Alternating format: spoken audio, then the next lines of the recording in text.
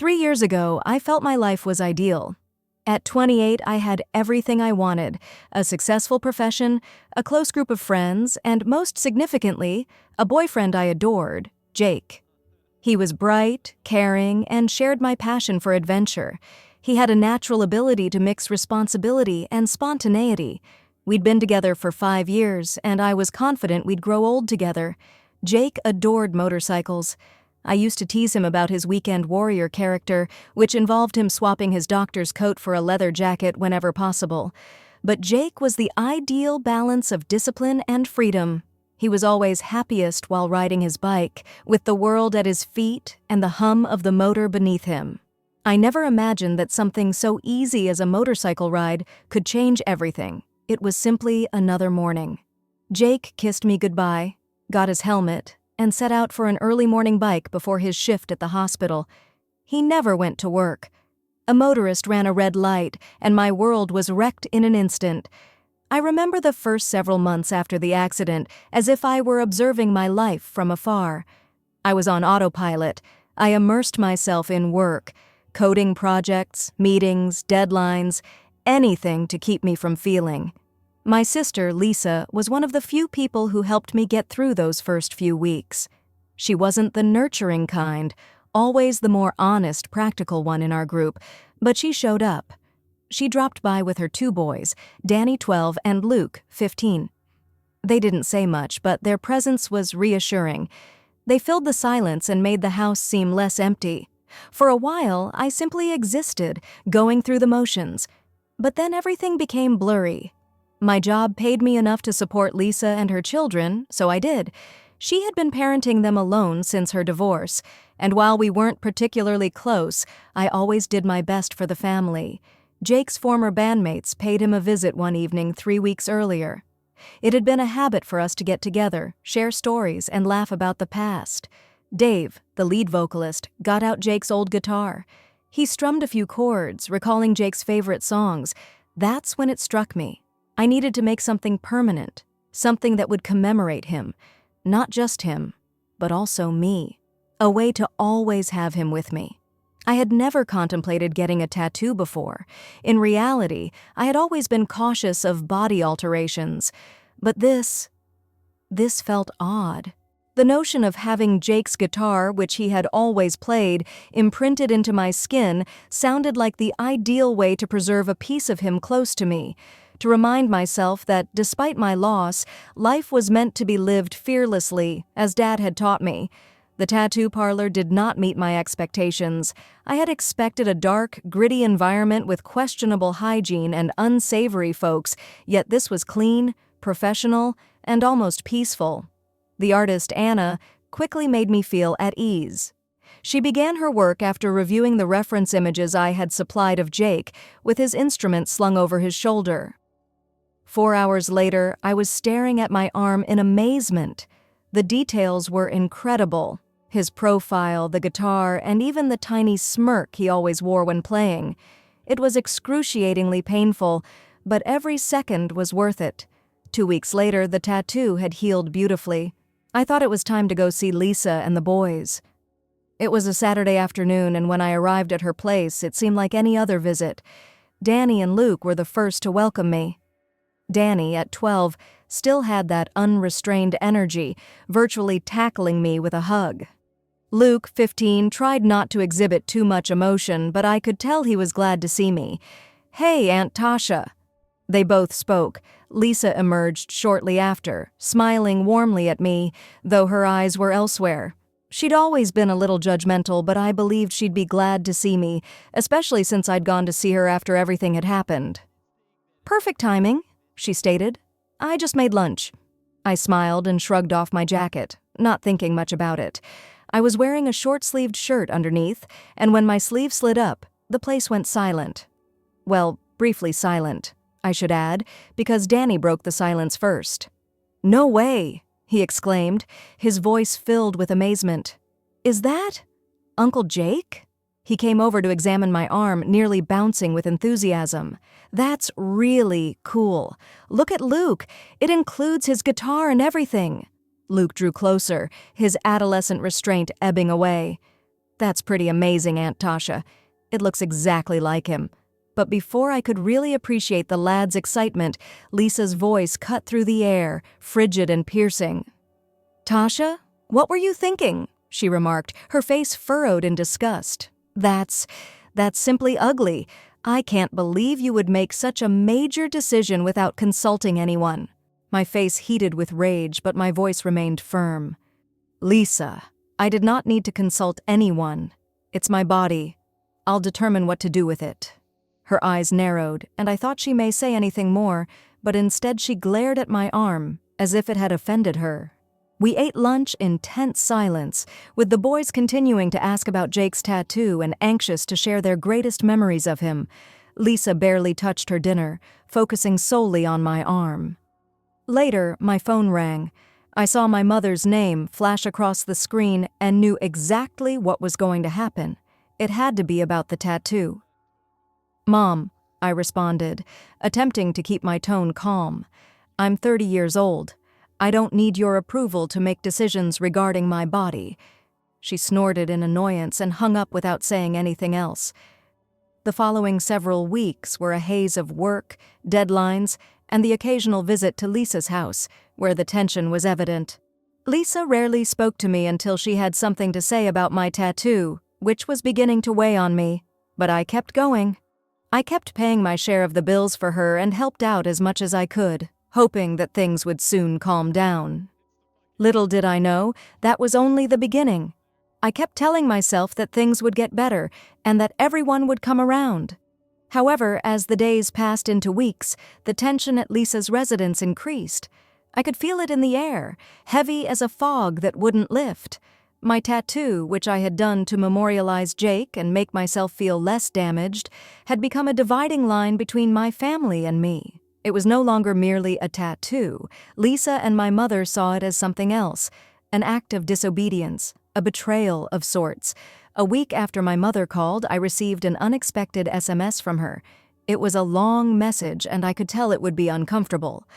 "Tasha, I don't know what to say. I love you, but I don't understand why you needed to get a tattoo of Jake. It's like you're trying to make this permanent, like you're refusing to let go. We've all been grieving, but you have to understand, holding on to the past like that isn't healthy. It's not going to bring him back, honey." I staring at the screen, my thumb hanging above the keyboard. My initial instinct was to call her and tell her how wrong she was, how she could never comprehend what it was like to lose someone like Jake. Instead, I put down the phone and allowed the words to sink in. I had no idea until that time that it wasn't just about the tattoo. It was about how I was grieving and how everyone seemed to expect me to go on and find a way to let Jake go. I wasn't clutching on to the past. Rather, I was holding on to the memory of a man who had impacted my life in ways no one else could. But how would I explain this to them? Lisa, for her part, would not give up on the tattoo.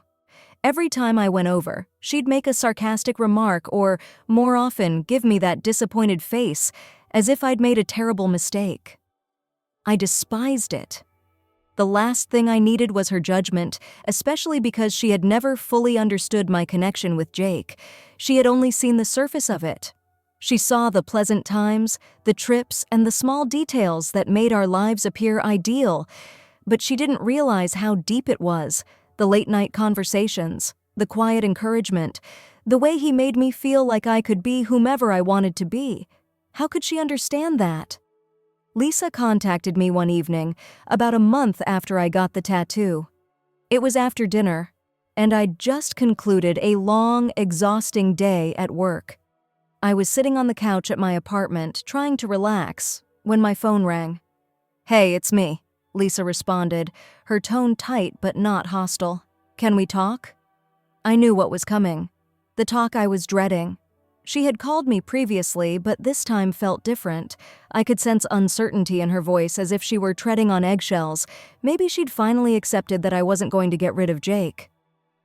I decided to meet her at a coffee shop in the morning. It was a neutral setting, one of those places with exposed brick walls and old wooden tables where people go to drink lattes and discuss their feelings. The next day, I arrived a little early and took a seat by the window. The early sunlight filtered through, giving the room an almost serene atmosphere. which I sorely needed. I was tempted to check my email, but I decided not to. This conversation was more essential. Lisa appeared to be a different person when she entered. Her eyes were tired, and the sharpness in her expression had softened, almost as if she'd been thinking about everything for longer than I knew. She sat down, and for a moment, neither of us spoke. It felt like she was gathering her thoughts, possibly prepared for whatever happened next. I did not rush her. Eventually, she spoke. "Tasha," she said quietly, "I want you to know that I'm not angry. I am afraid. I'm afraid you'll never be okay again, and I don't know how to help you." I froze. The words struck me harder than I expected, and I suddenly felt as if I was the one choking. She wasn't upset about the tattoo, but about me. It was my anguish, my unwillingness to simply move on, like she had. "I know you miss him," she said, her voice shaking slightly. "But this tattoo makes you feel like you're grasping onto something that's no longer there. You have to allow yourself to recover, Tasha. You can't do this forever." I felt a stinging aching in my chest. It wasn't fury anymore. It was something deeper, sadness, perhaps even a little guilt. Maybe Lisa was correct. Maybe I was clutching on to Jake in an unhealthy way, but how could I let go of something so important to me? How could I simply eliminate him from my life? "I'm not trying to hold on to something that's gone," I murmured, barely above a whisper. I'm not sure how to let him go. Lisa, he was part of me. He is still a part of me. I don't think I can simply forget about him." Lisa said nothing at first. She stared at her coffee cup, nervously tapping the edge. It seemed like a long time until she spoke again. "I don't want you to forget him, Tasha," she explained softly. I don't want to watch you hurt anymore. I hate that you're carrying all of this on your own." I wanted to reach across the table and take her hand, but I couldn't. I wasn't ready for that level of vulnerability yet. It felt like I was being asked to give up something that had been keeping me afloat for the past few months, even if it was something as simple as a tattoo. It was something that belonged solely to me. "I'll try," I finally said, "but I can't promise I'll be fine the way you want me to be." "It'll take time." Lisa nodded. "I understand. I just want you to know I am here. For whatever you need." That is all I needed to hear. It wasn't a complete solution, but it was a start. The kind of start I had no idea I was yearning for. I still didn't have all of the answers, and I wasn't sure how I was going to cope with Jake's death. But for the first time in months, I felt as if I wasn't as alone as I had believed. Over the next 2 weeks, I tried to keep things low-key with Lisa. I wasn't ready to be entirely upfront about everything, but something was different about our chemistry right now. She was less judgmental. She was not angry. The space between us began to close, yet the quiet remained like a shadow. I could tell she was waiting for me to snap out of it, but I honestly didn't know how. I couldn't pretend everything was okay when it wasn't. I kept thinking about that morning in the coffee shop. Her words stayed with me, especially the one about not wanting me to continue hurting. I didn't know how to explain to her that my pain had no end date. I wasn't sure if I would heal the way she wanted me to.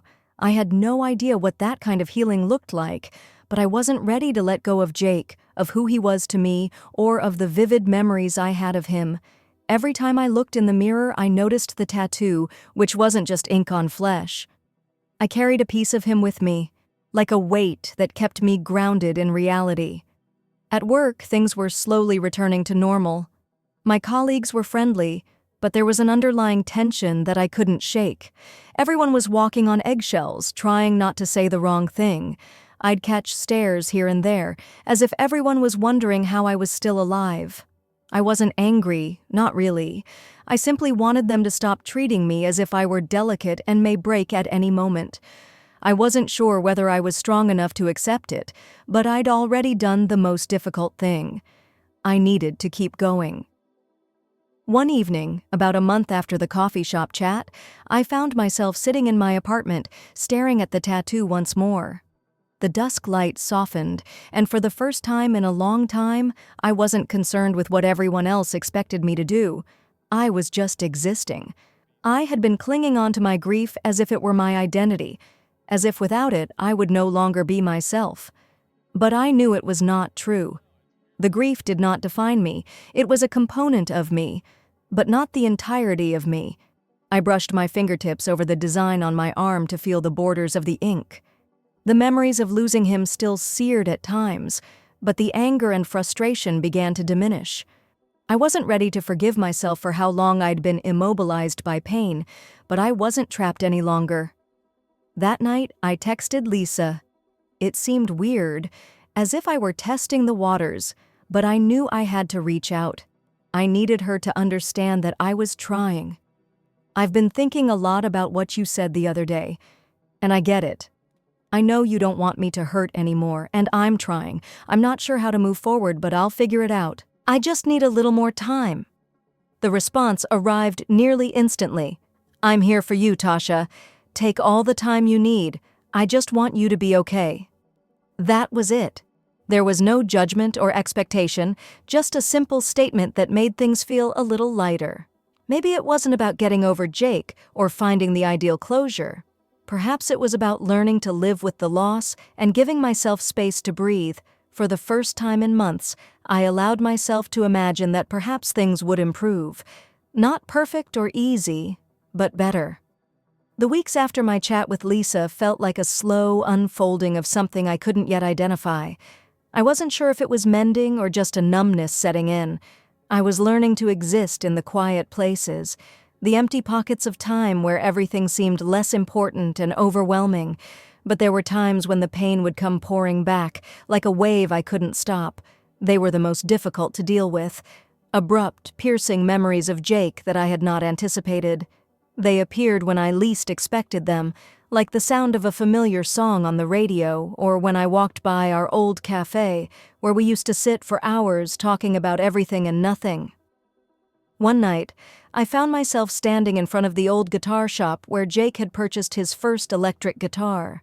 He had been so proud of the instrument, as if it represented his ambitions coming true. I couldn't help but think about how he used to strum it in the living room, his face lighted up with childish delight, and his laughter filled the room. I couldn't recall the last time I'd heard him laugh like that. It was a subtle anguish, like a deep ache in my chest that I couldn't shake off, but I wasn't sure how much longer I could bear the burden of all these memories. At some point, I had to set them down or risk being crushed by them. I knew I couldn't continue living in the past, but the thought of letting go seemed like betrayal. How could I move forward when every step seemed like a step away from him? Lisa's situation changed dramatically at that point. The talk had to happen, but it didn't go as planned. I had been avoiding it for weeks, but one Friday night she arrived at my place unannounced. I had been working late, trying to get through the backlog of code that had accumulated on my desk. She knocked on the door, and before I could answer, she let herself in. "Tasha, we need to talk," she continued, her voice tight but serious. I lay aside my laptop and rubbed my sleepy eyes. "Okay, what up?" She paused for a time, glancing about the apartment as if she were searching for the proper words.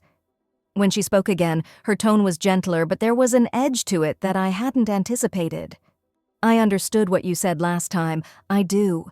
But I believe you're stuck, Tasha. You're clutching onto your grief as if it's the only thing that defines you. You can't let that be your story indefinitely." I froze, her words sinking like stones in water. It wasn't the first time I'd heard the message, but coming from her felt like a hit in the gut. "I'm not trying to hold on to it, Lisa," I said, my voice trembling. "It's not that simple." She shook her head, her gaze fixed on me. "I understand that it is not simple, but you've been stuck in this not moving on mode for so long that you've forgotten how to go forward. You've constructed your existence around misery, and it's as if you're afraid to leave it. Tasha, you aren't just grieving anymore. You are allowing it to control you." The words hurt, even though I knew they were true. I wanted to protest, to tell her that she couldn't possibly comprehend, but I didn't. I could not, because deep down, I knew she was correct. I had created a life around my sadness. I used it as an excuse for everything I couldn't do or didn't want to face. It was simpler to remain in that sad place than to take the chance of being joyful again, of moving on. "I'm not saying forget about him," Lisa said, her tone softening. "I'm saying don't let it keep you from living. You must let go or it will consume you." I said nothing at first. I could not. The stillness between us grew thick and heavy until I eventually spoke. "I don't know if I can," I said quietly. Lisa took a step closer, reaching out to touch my shoulder. "You don't need to do everything at once. Simply take the first step. That is all I am asking." It wasn't the type of chat I was expecting. I expected her to be furious or harsh, but instead she offered me something I didn't realize I needed: a push, a cause to stop standing motionless. That night, I was unable to sleep. I tossed and turned, attempting to understand what had just occurred. I knew Lisa was correct. I couldn't continue living in the past. I couldn't keep clutching Jake's memories as if it were the only thing that kept me connected to the world. However, I was unsure of who I would be without it. Will I lose myself in the process? Will I forget him? The questions lingered in my mind till the early hours of the morning. Finally, I realized that I needed to do something, anything, to stop the pattern I was trapped in. I knew I couldn't go back to the way things had been, but I didn't have to continue strangling myself with grief. Perhaps it was time to start creating something new. The following day, I made a decision. I called the tattoo artist who had done Jake's memorial tattoo and set up an appointment for a new piece. I wasn't sure what it would be yet, but I knew it had to reflect my next step. A way forward, something that honored my past but did not bind me to it. When the appointment arrived, I strolled inside the studio feeling nervous and excited. Anna, the artist, recognized me immediately. She'd done Jake's memorial tattoo a year ago, and I could tell she remembered how much it meant to me. She flashed me a warm grin, as if she was relieved to see me again, but also wary, conscious of the weight this piece carried. "What are your thoughts today?" she asked gently as she began to set up her equipment. "I want something new," I informed her, feeling the weight of the words as I spoke them. Something to help me move forward. We spent hours discussing numerous designs, ideas, and concepts. Eventually, we settled on a piece that represents strength and regeneration. It wasn't about deleting the past, but rather changing it into something that could help me move forward. When I looked in the mirror later, I didn't recognize the person who had stepped in. I saw someone who had finally decided to start life again. The days after my tattoo session felt different. It was as if the fresh ink on my skin served as a landmark, a turning point. Every time I looked at it, I remembered what Lisa had said, that it was time to quit living in the past and start looking forward. Initially, I felt the concept of moving on was impossible. How can you let go of someone who helped shape you in so many ways? How do you place those pieces of yourself in a box and lock them away? But that tattoo, no matter how simple or modest, gave me a sense of control. I'd picked it. I had resolved to take this risk, even if it was terrifying. The pattern was small, delicate, yet powerful, and it wrapped around my forearm in a way that felt natural to me, a representation of the person I was becoming, rather than the person I had previously been. In the days that followed, I found myself doing things I'd never considered before. I went for morning runs, despite telling myself I didn't have time. I called my old college pals, whom I hadn't spoken to in years, and we planned to meet for coffee. I even signed up for a weekend painting class on a whim, something I'd always wanted to attempt but had never given myself permission to do. Little by little, I was filling in the gaps Jake had left behind, not with his memories, but with pieces of myself I had forgotten existed. It felt uncomfortable, and at times like I was betraying him, but it also felt like I was finally allowing myself to breathe. Lisa and I sat on my balcony one evening, watching the sun set. We had grown closer over the last few weeks, and the space that had previously been between us, between two individuals who had been through so much, was gradually receding. "You've been quieter than usual," she explained, sipping her iced tea. "What's going on in your head?" I gazed over at her, noting how the dusk light made her features soft and almost angelic. She had been my rock during the last few months, more than I had ever given her credit for. She was the one who reminded me that I could live past my sadness. "I don't know," I replied softly, leaning back in my chair. "I believe I am finally experiencing emotions other than sadness.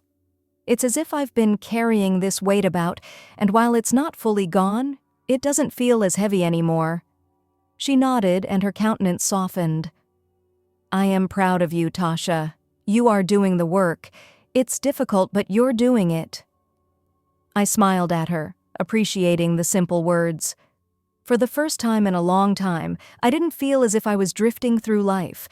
I was actively deciding what came next. Even as I began to feel more like myself, a part of me struggled. There were times when I woke up in the middle of the night, my heart beating and my thoughts flooded with recollections of Jake. I'd see his face in my dreams and hear his voice in the quiet of my flat. Those memories were never totally gone, and I began to realize that perhaps they didn't have to be. But they didn't have to control me either. I couldn't keep clutching onto the possibility of what could have been. One weekend, I decided to go see Jake's parents. I hadn't visited their house since his funeral. For so long, the notion of facing them again horrified me, yet now I felt less afraid. It was time. I wanted to show them that I was fine, not only for their sake, but also for mine. When I pulled up to their house, the old sense of loss threatened to overtake me. His parents sat on the porch, and I could see the anguish in their eyes which had previously overwhelmed me. However, when I approached them, I experienced an unexpected sense of tranquility. "Hey," I whispered softly, sitting near them. I was frightened and unsure of what to say, but I knew I had to start the conversation. "Hey, Tasha," Jake's mother murmured softly. She stretched out and hugged me, and for a little minute it felt as if nothing had happened, that the earth had not shifted beneath my feet. But as she pulled away, I noticed how her eyes lingered on me, as if she was waiting for me to say something, to finally speak the words that would alter everything. "I'm doing better," I murmured quietly, unsure whether I truly believed it. "I'm starting to live again." Her eyes softened as she squeezed my hand. "That is all we ever wanted for you, Tasha. Jake would have wanted it too. You've gone through so much, it's fine to keep going." I nodded and swallowed the lump in my throat. It felt like a weight was taken off my shoulders, as if I was finally letting go of the last of the thick chains that had been wrapped around me. Jake had been a part of my life, but he was not everything. I didn't have to live in the past anymore. I could live for the future, for who I would become. As I left their house that afternoon, I felt a weird calm wash over me. For the first time in a long time, I stopped looking behind me. I wasn't living in the aftermath of what I had lost. I was beginning to realize that while loss will always be a part of me, it did not have to define me. I could use the things Jake had taught me, his love, laughter, and passion, to create something new. I was not letting go of him. I was just learning to live without him, and that was something I could accomplish. The weeks that followed felt like a gradual unraveling of the tight grip grief had on me. It felt like peeling back layers of old skin, raw and unpleasant at first, but necessary for healing. I didn't expect to feel fixed or whole anytime soon, but I did start to feel lighter. It was as if I was letting go of the weight of my history rather than deleting it and allowing myself to exist beyond it. I spent more time with Lisa, laughing about old memories and discussing new experiences. I even went on a couple dates, which I had told myself I would never be ready for again. At first, those times seemed weird, as if I were exiting a character I had been playing for so long. But with each date, each baby step away from my pain, I understood I wasn't betraying Jake. I was honoring the person he had loved, who deserved to be happy even without him. Lisa and I were out on a Friday night at a new bar, drinking cocktails we'd never heard of before. The night was warm, the air was heavy with summer scents, and I felt alive for the first time in a long while. The past was still present, but it no longer ruled me. I was free to live in the present moment and appreciate it without shame or uncertainty. As we sat at a little table near the window, chatting about everything and nothing, my phone vibrated in my pocket. I pulled it out, surprised to find a note from Jake's mother. I hadn't heard from her in a while, and I felt a twinge of anxiety in my chest. The note read, "Tasha, I just wanted to check in and see how you were doing. We miss you. I hope you are taking care of yourself." I stared at the message for a time, unsure what to say, but then I understood that I was ready. I was not simply doing better, I was living. I took a big breath and responded, "I'm doing great. I believe Jake would be proud of where I am now. I'm doing my best to care for myself." I paused before adding the final line, "Thank you for everything. I'm very appreciative for your help." I hit send and laid the phone on the table, feeling a strange sense of relief sweep over me. I wasn't simply letting go of my pain.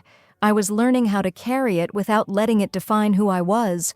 I had made peace with Jake's absence, and this tranquility enabled me to truly appreciate the life I was creating. Things continued to change throughout the next months.